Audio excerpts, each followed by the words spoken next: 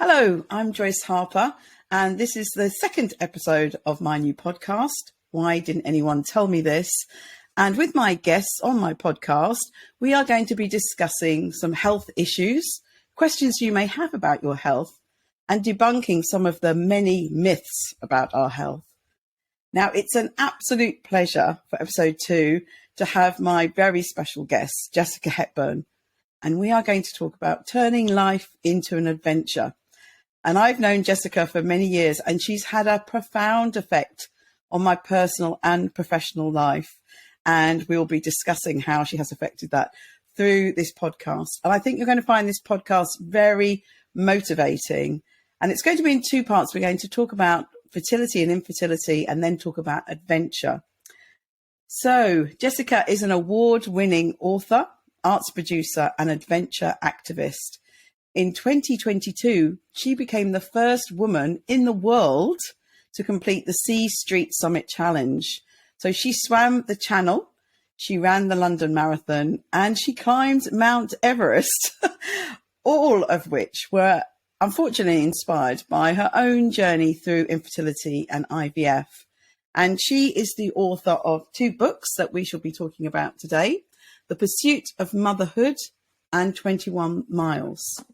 So I want to hand over to Jessica, but before I do, I just want to say a few words about fertility and infertility. So I went through 7 years of infertility to have my children, and it's something that a lot of people do not have the courage to speak about. And Jessica was one of the first women I ever met who was very, very open about her fertility journey. And I am sure through her work she did on her fertility journey, and we'll talk about her setting up a wonderful program called Fertility Fest. And through her work and her books, I think she has helped many, many couples and women going through fertility treatment to feel that they're not alone and to get reassurance from her words. So her first book, In Pursuit of Motherhood, is very raw and very honest, and it made me cry. And through this, Jessica brings up so many topics of infertility and miscarriage, biochemical and ectopic pregnancies. And being someone who works in this field, I think it is absolutely essential for anyone working in fertility, so the embryologists, the clinicians, the nurses, to read this book and understand what it's like to go through this. I know that we send our patients away with their drugs and their prescriptions, and we see them and we just see the tip of the iceberg. And I can remember someone saying to me when I had a failed cycle, "Why are you crying?" And I was like, don't they understand what we're going through? And Jessica's book really, really does cover this, and I think it's essential reading. So I'm going to hand over to Jessica. Jessica, very much welcome. Be your first guest on your podcast. Such a pleasure to be here. Thank you for inviting me. Thank you for that amazing introduction as well. Yeah. Absolute pleasure. So let's start by talking about your fertility journey and what you went through for many years. Yeah, absolutely. Well, I always say that it started when I was 34, which was a very long time ago now. Basically, my partner and I made the decision to start to try for a family. We thought that was the hard decision. You know, I had an amazing job and was trying to sort of work out the perfect moment to throw away the contraception. And we said, right, let's do it. And then we thought we'd get pregnant immediately, and we didn't. And I mean, to cut a very long story short, and we might go into some more detail, it was the start of what became a sort of decade-long struggle to conceive. After about a year, we went to our first fertility clinic. We were diagnosed with unexplained infertility, which is a diagnosis that you will know well, Joyce, but actually isn't a diagnosis, because it means that, you know, everything looks like it's working properly and can't really work out what's not happening. And I then started going through IVF treatment, and you referred to some of the things talked about in my book. I went through sort of multiple miscarriages, early miscarriages, one that was later, and also an ectopic pregnancy, a perfect baby, but in the wrong place in my stomach, not my womb. And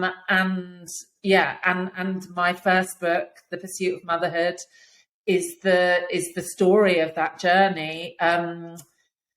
I was so, like many couples struggling to conceive, I was so secretive and private about what I was going through. Not even my sort of closest family and friends knew. I think that was for a whole range of reasons, but I think there's a lot of shame tied up with an infertility diagnosis and unsuccessful IVF, in that, I certainly felt like I wasn't a proper woman. I couldn't do what every other woman found so easy to do. I speak about this a lot. I had an amazing job. I ran a big theatre in West London, and, I was really conscious that women coming before us have fought for so long to be seen as more than wives and mothers, and to have careers. And that somehow, like, I was sort of saying, well, this isn't enough. If I can't be a mother, I'm not going to be able to ever be happy. And I felt a lot of shame about that. But I also felt that, there wasn't enough dialogue. There were some things I wanted to change about the world of fertility. And I wrote my book, and it was a big decision to publish it. But I, especially under my own name and not a pseudonym, but I did. And my life totally transformed as a result. And it's really interesting when you were giving your introduction, because you said that unfortunately her IVF journey led her to do all these other things. And you're absolutely right. It is, unfortunately, it's a sad, hard journey for me and anyone going through it, but it has led to many incredible things that would never have happened in my life if I hadn't been through it. So I don't regret it. I don't regret it at all. Yeah, I thought when I said that word, unfortunately, I almost stumbled over it, and I thought, well, you are someone who has turned a negative situation into something really positive. And I think you were the first one that I really saw do that. And that has resonated with me. And it's something I've said to so many people. You can turn, and I think you can turn probably almost any negative situation into something positive, as you have. Absolutely. Yeah. And I think that's sort of my wider message now, like my work in the world. Well, for a start, I never intended my work in the world to be what I'm doing, right? And it has come out of my my infertility, but and to begin with, my campaigning, my activism, because I describe myself as an adventure activist, was very much focused around fertility and infertility. But now I'm trying to reach, a broader range of people with that message, which is like, we might come on to talk about this more, but like, everyone has like sad stuff in their life. This is what it means to be human, and our job, if we choose, or our challenge, if we choose to take it, is to try and turn that into something positive for ourselves and other people. And that is what I wake up every single day to try and do. And what I love about you, one of the many things I love about you, is your positivity. And I'm a very positive person too. And I just think, you are so motivational, and that's one of the reasons I wanted you as my first guest, without any hesitation. Yeah, bless you, Joyce. But I would also say, and I really mean this profoundly, I am a positive person, but I do have to work on that. I'm also a profoundly sad person. And, one of the things, as you know, I get interviewed a lot, and, people, often people say, oh, when did you get over the fact that you weren't going to be able to be a mother? And I always say, like, I'm never getting over it. Like, I carry it in my rucksack every single day, and the other thing is that, following 11 rounds of unsuccessful IVF. I don't know if we mentioned that terrible number. I went through 11 rounds of unsuccessful IVF. Oh yeah, I might have missed that bit out. But my partner and I, we ended up separating. And, one thing that people always ask is, did you separate? Because, well, actually, I haven't spoken about it very much publicly, but when people do ask me, I'm honest, and when they say, was it because of the IVF, I always say no. There's multiple reasons why relationships break down, but that has been a really, really hard thing to come to terms with, to get beyond. So like, life is always throwing us like sad stuff and challenges, and I just go back to this sort of core, which is that I try to turn it into something good. I think in the book I was really struck how you were so honest about, in one of the arguments with Peter when you threw something at him. I just thought that was such a really important point to make, because I think it really came across in the book what he was dealing with as well, even though it was through your words, and then all the things you did to try and get through it, and when you wanted to give up, and how he was really there by your side, and he really was. He came. I just wanted to give both of you a big hug when I finished the book, but he was really there. But you did bring up how hard it was for any couple, and you brought the ups and the downs, and I thought that was amazingly honest. And I do think that's what's one of the really, obviously not everyone is going through a fertility journey, whether that's with assisted conception with a partner. Obviously we have to recognize that people are doing it in different ways. But I think one of the hard things about it, well, certainly for us, is that two hard things in that, it's not, you're not just dealing with your body and your eggs, you're dealing with somebody else, like another person's body and their sperm, and also you're dealing with two lots of emotions.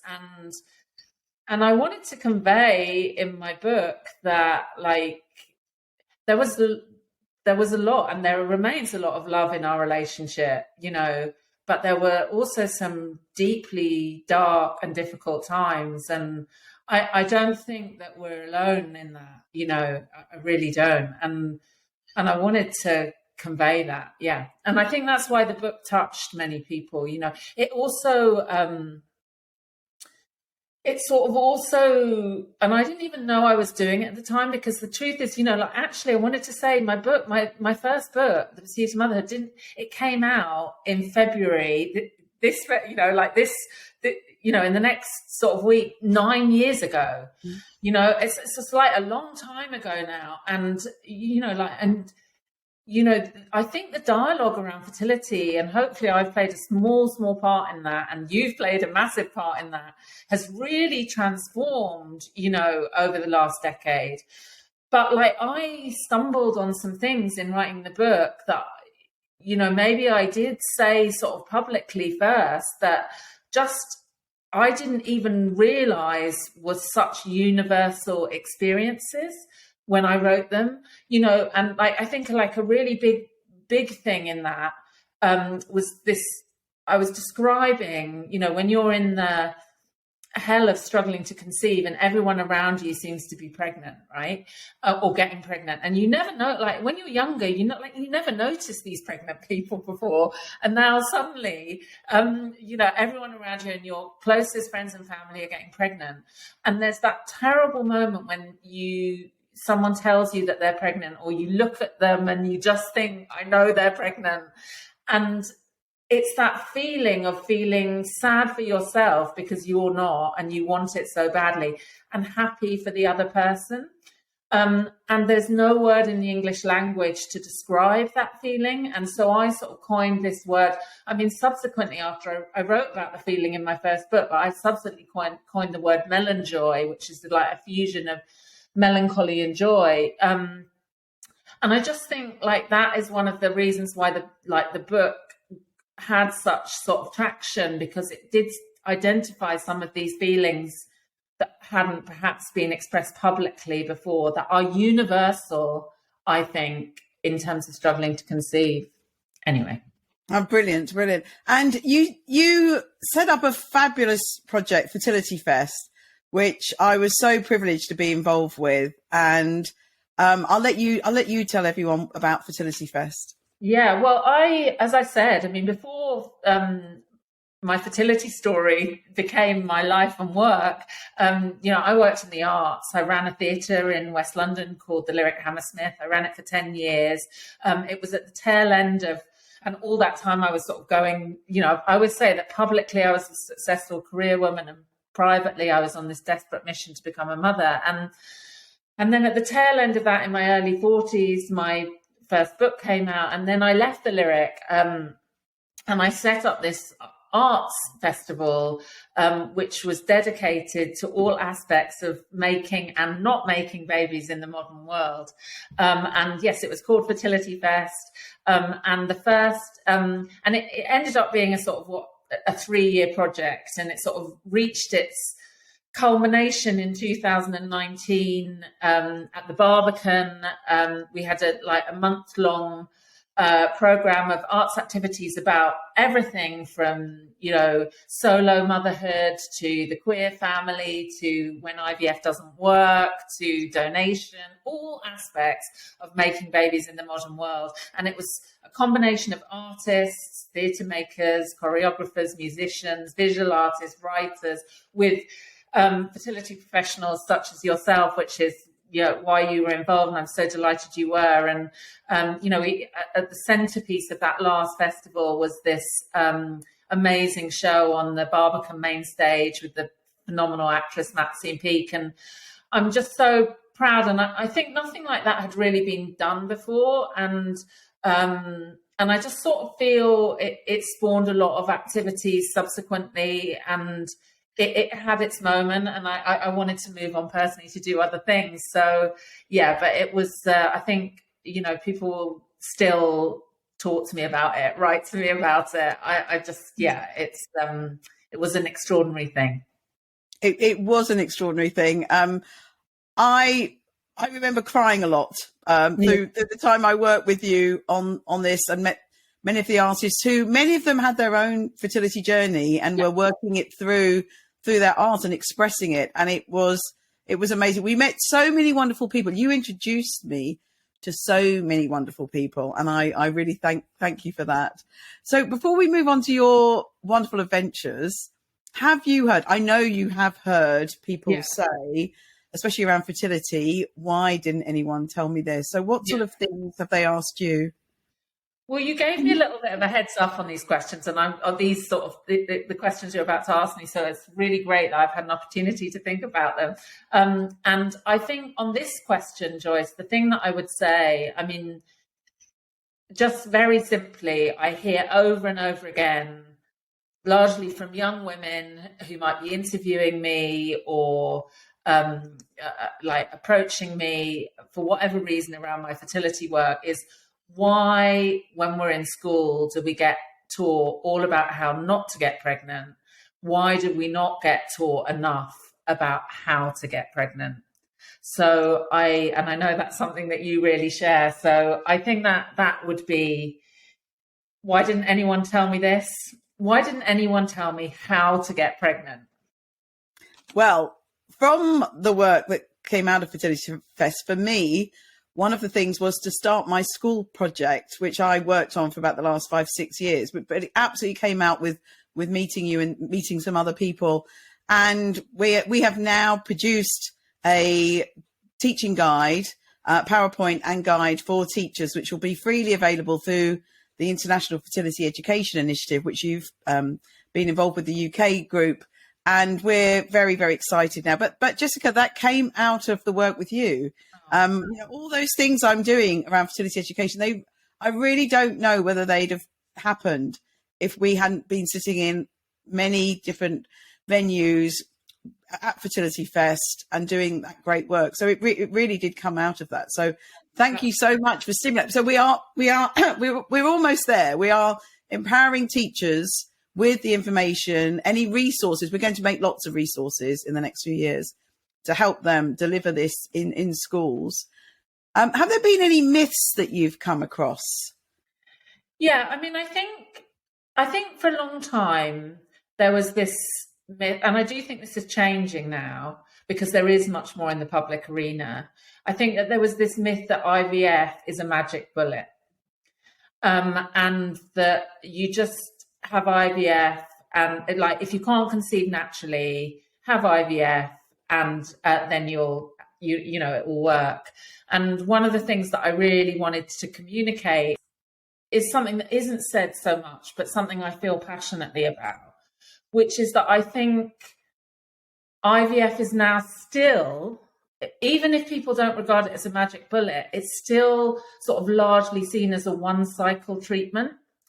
And I really feel that it shouldn't be. It should be seen as a 3-cycle treatment, or whatever the latest NICE guidelines are about the number of IVF cycles that people should be offered, ideally on the NHS, because it does work, but sometimes you have to go through it more than once, and I for it to work, and so I think if people entered into the process of IVF thinking, it's not all about this one cycle, it's about what my outcome is at the end of 3 cycles, say, then that would help manage the emotional impact when you have a failed cycle.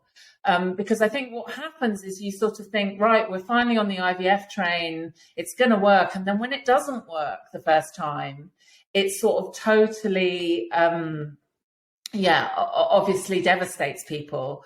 So that's something that, I think would be great to change. And just as a final sort of thing about myths, there's the other obvious one. We still see, and I totally respect everyone's privacy around their fertility journey, but we still see all these Hollywood stars getting pregnant in their late 40s, even 50s, and they don't necessarily say how many cycles of treatment that they had to go through, or whether they used donation or surrogacy, and what the costs of that might have been. And I think, that's something that I would want to communicate, that, actually there are many routes to parenthood. And I really, really believe that if you want to be a parent, it's possible, but you need to understand what all those routes involve. And that's where the education piece is absolutely key. That was perfect. I couldn't have put that better myself. That was wonderful. So let's now move on about your adventures. So how you've turned life into an adventure. So your second book, 21 Miles, it's an inspiring chronicle of your journey to swim the Channel, which you wanted to do at breaststroke at one point, which I just love. And I will do a spoiler. You succeeded. And I think there's 2 parts to the book. I think I definitely wanted to speak about physically what it was like. I mean, you talked about the challenges you had, and I really thought as I was reading it, wow, she's not going to do it. She's not going to do it anyway. But first, you ate with 21 incredibly interesting women and asked them, does motherhood make you happy? Which definitely is our bridge between your adventures and your fertility treatment. So tell us a bit about the meals you had, and who surprised you, or who did you learn from the most? Well, I mean, definitely 21 Miles, it is, I mean, all my books, and my third book, which we might come on to, are sort of standalone, but they, it, in a way, it was the second book because I'm coming out of treatment, and it starts with this moment where I go, well, I need to do something else with my life. I've given this decade of my life to Project Baby, and I decide that I'm going to swim the Channel, which I knew nothing about, and I describe it as like part childhood dream, because I did like swimming when I was little, and part midlife crisis. But I really wasn't a very good swimmer. I hadn't done any open water swimming, and I have to say that I it wasn't until I embarked on this journey that I realized how many parallels there were going to be going through IVF, because of course, like swimming a sea and swimming the channel, it's not just a question of, doing all the training and the sea decides ultimately whether you're going to cross her. And in the same way that nature decides whether you're going to conceive and carry a baby. So that was sort of terrifying when I realized the parallels. And these women that I met, was another sort of layer to the story, because I discovered the one redeeming thing, it seemed to me, about swimming the channel when I learned what was involved is that you can't wear a wetsuit, right? So, well, that's not redeeming. That's terrifying, because it's cold in there, especially if you're going to be in there for hours and hours and hours, which I then realized I was going to be. And so the only way to sort of keep out the cold is a bit of human padding. And so I decided to write to these 21 inspirational women to ask them if they would meet and eat with me to help me get fat to swim the channel.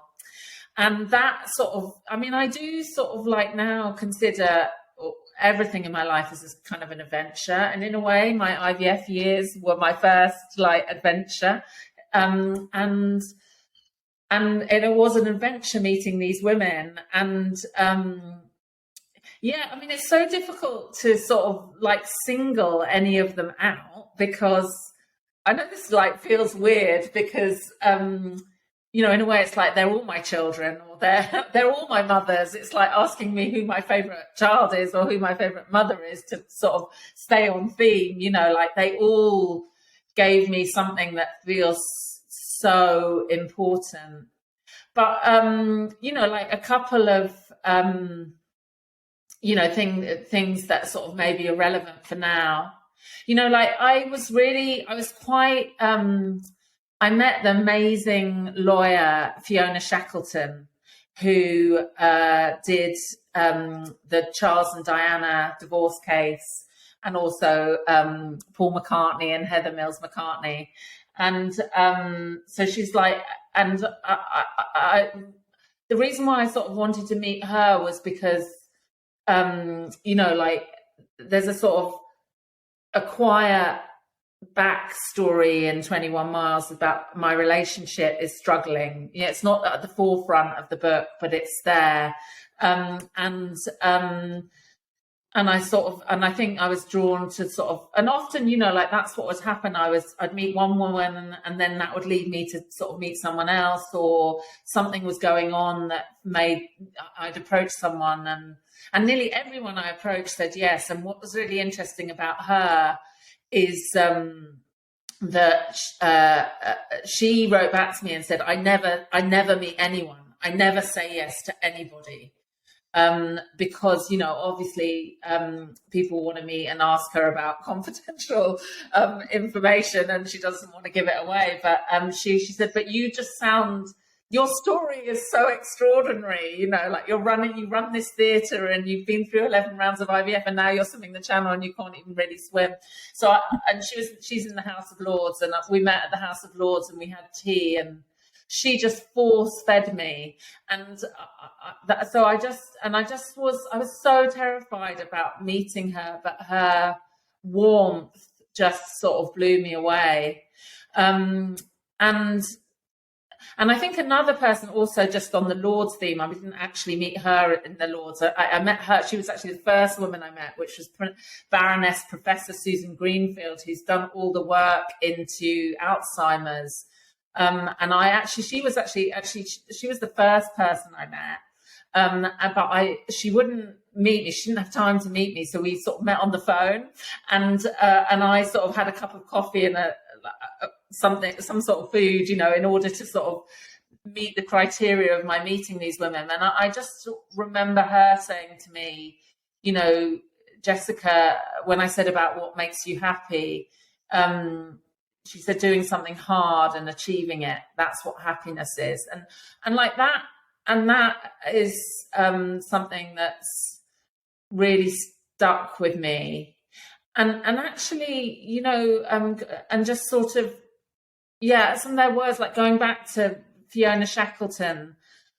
I don't know if you remember this chapter, Joyce, but like at the end of that, I mean, Fiona is a mother, but she was so mothering to me, even though that wasn't what I was really expecting of her, because she's so formidable, that she sort of really made me think about this thing, which is that like mothering isn't just a noun, it's also a verb, you know, and made me sort of feel like, well, I might not be the noun, but I could be the verb.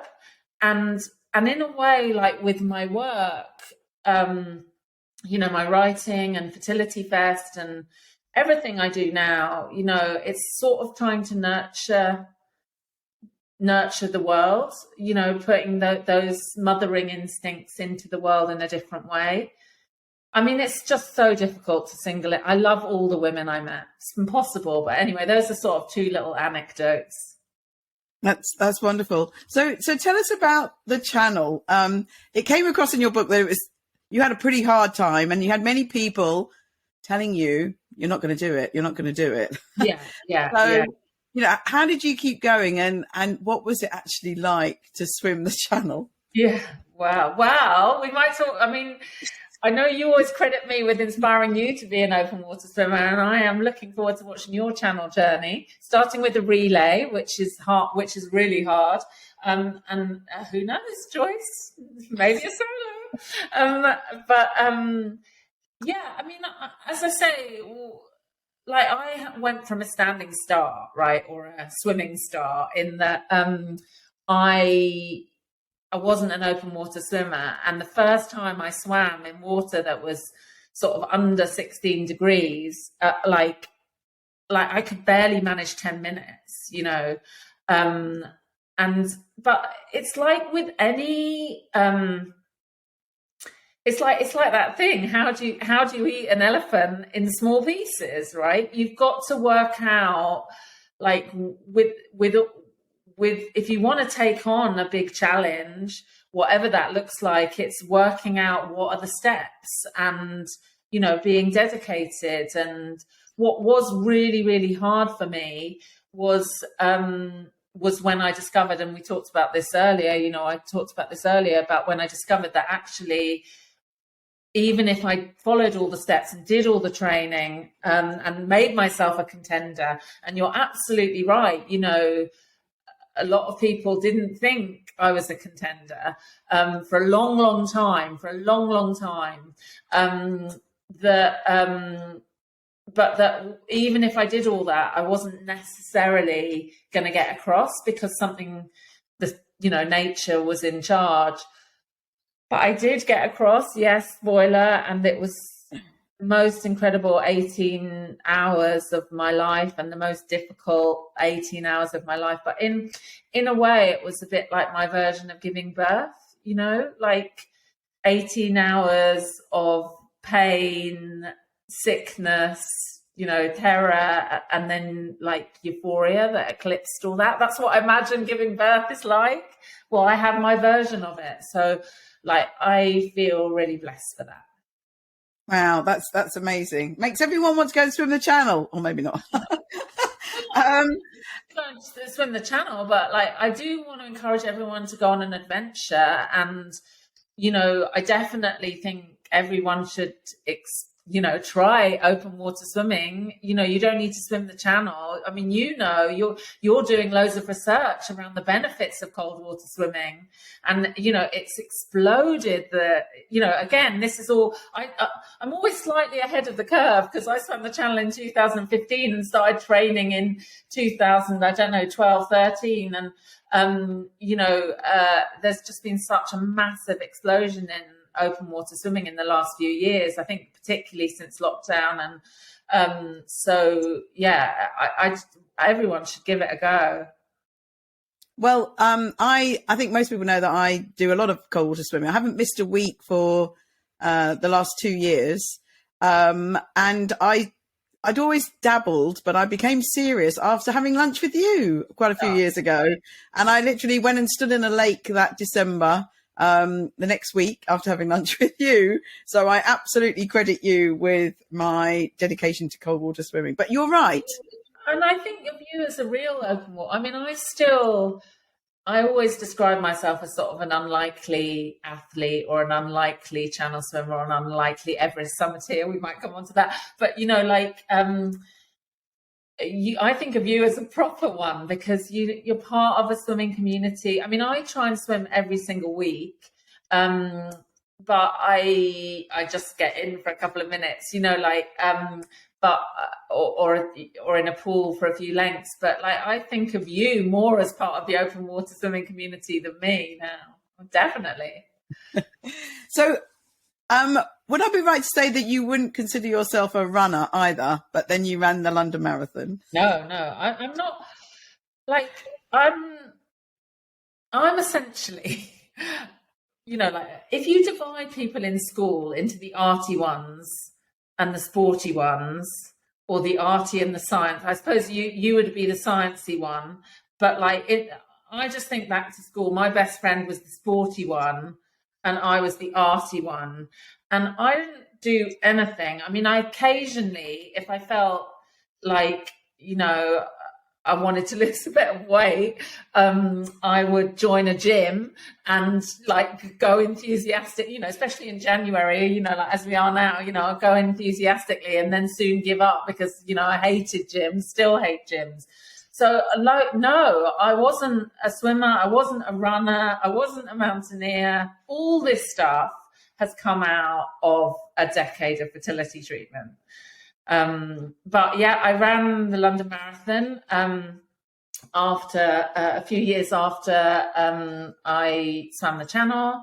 I ran it for Fertility Network UK, the national charity, and it was an amazing experience. I mean, and in some ways it's easier than the Channel, and I mean, none of this stuff is easy, right? None of these endurance challenges are easy. But in some ways it's easier than, say, the sea or mountains, because a road marathon, if you start it and you carry on, you can get to the end, unless you get injured or whereas with the sea and the mountains, you are very, very dependent on the environment as to whether you succeed your challenge. But what I found particularly hard about running is I really hate getting out of breath. And speed is just I can do slow and I can go on forever, but speed is not my forte in any way. So it was a real challenge. Now let's move on to Everest, because I think of all your adventures, this is probably, for me, seeing your blogs about this, it was the most scariest, and it did take 2 goes. But what was it like? Yeah. What was it like? I mean, how do I answer that in a sentence? I mean, it's been a 6-year journey to get to the top of the world.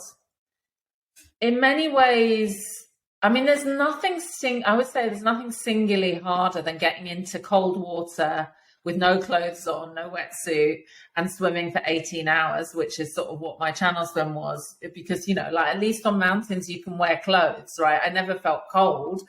But it was hard. It's probably the hardest thing I've done for me, because I was older, and whilst I'm a massive advocate for doing things at any age, and I don't think age is an excuse, it is an explanation for why it gets harder to do these huge physical challenges. Essentially climbing Everest, I climbed when I was 51. So, and also there are so many other aspects to climbing mountains, not just the actual physical mental challenge of it. There's also all the sort of technical aspects of it, whether that's sort of climbing with ropes and crampons. I mean, I didn't even know what a crampon was a few years ago, right?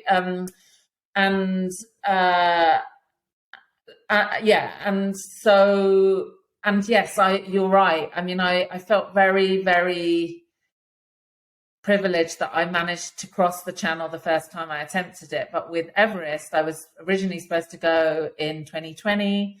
And then the mountain was shut due to COVID. And then I did go in 21 and had a non-summit. And then I did go in 2022 and summited, but I had a very, very traumatic time on the mountain, and not time to go into now. And it's explored much more in my new book. But I broke my leg on the way down from the summit in the death zone, over 8,000 meters, where there's no helicopter rescue. And I think all I need to say is that is not a good scenario.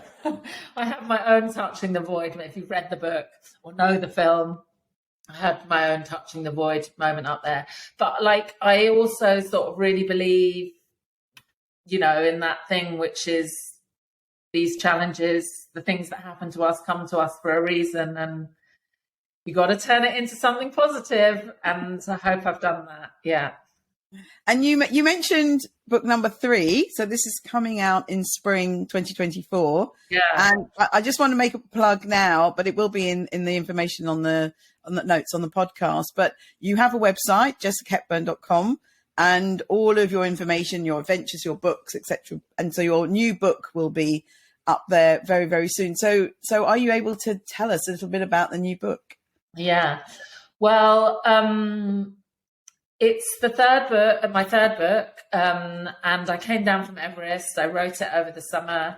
I'm seeing it as it's totally standalone, but in a way it's like the third in a trilogy. So it's the last book I'm intending to write, certainly anytime soon, maybe ever, as me as the central narrator. So it's about my sort of story, my adventure, and it is about my adventure to climb Everest, but it's also, and this is the thing that I don't think I've told you yet, Joyce. I don't think I have, because I haven't said it to too many people, but now it's written and it's coming out, I can start to talk about it a little bit more publicly, is that I decided whilst I was training for Everest to take on another challenge or adventure that I feel much more suited to, which is that I decided to listen to every single episode of my favourite radio show turned podcast, which is Desert Island Discs. So it's essentially a book about music and mountains and me, and I hope I'm looking forward to it reaching the world. And and also the other really exciting thing is my first 2 books have just been optioned for film. So who knows, we might have a book and a film coming to the world soon. Fantastic, Jessica. That's amazing news. So we've heard about your amazing adventures. So can you tell us what motivates you? Well, I'm sort of motivated by mortality, if that makes sense. Mm-hmm.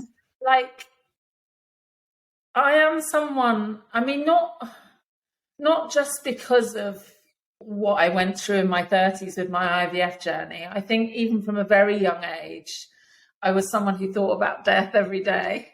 And I'm laughing saying that, because I know that sounds weird, but on the other hand, I've listened to over 3,000 episodes of Desert Island Discs, and I know that I am not the only person.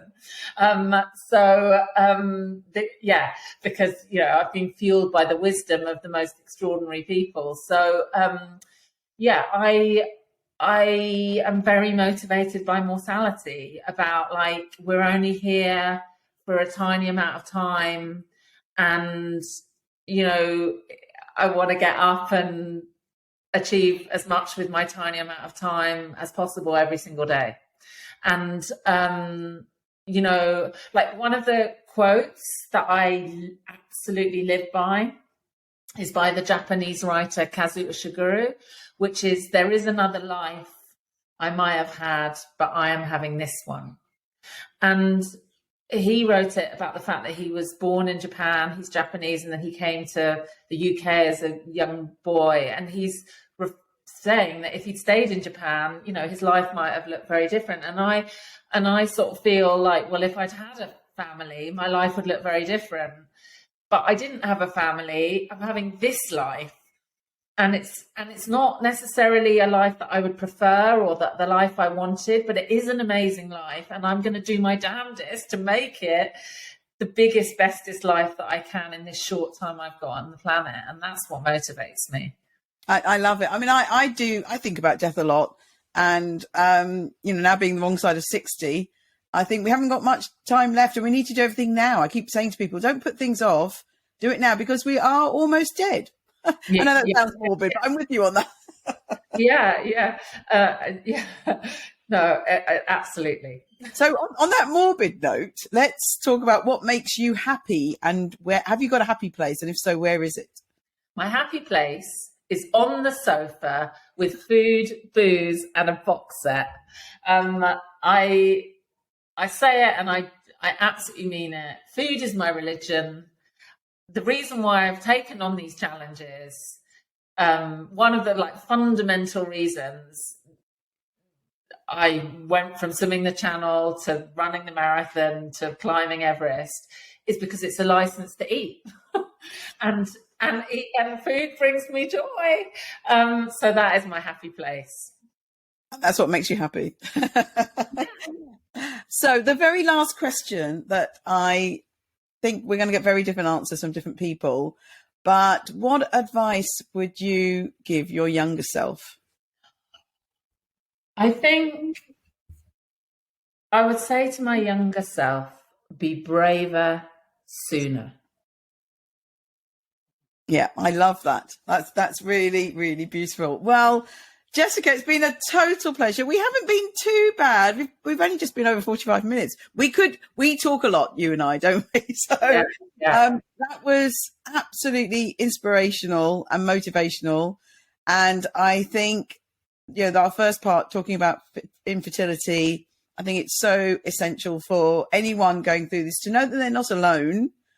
But also to know that even if you haven't had a fertility journey, we do have one life, as you say, and we've really got to make the most of it. And you have been, even though it's so great that you said your happy place is the sofa, because what I was going to say earlier is that you give everyone the incentive to get off the sofa and go and do.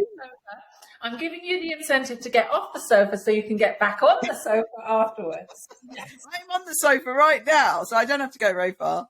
But Jessica, thank you so much for being my first guest. I'm sure everyone's going to love listening to you talk about the amazing life you've had and learn a lot from you. And thank you very much. You're more than welcome, Joyce. It's been an honour.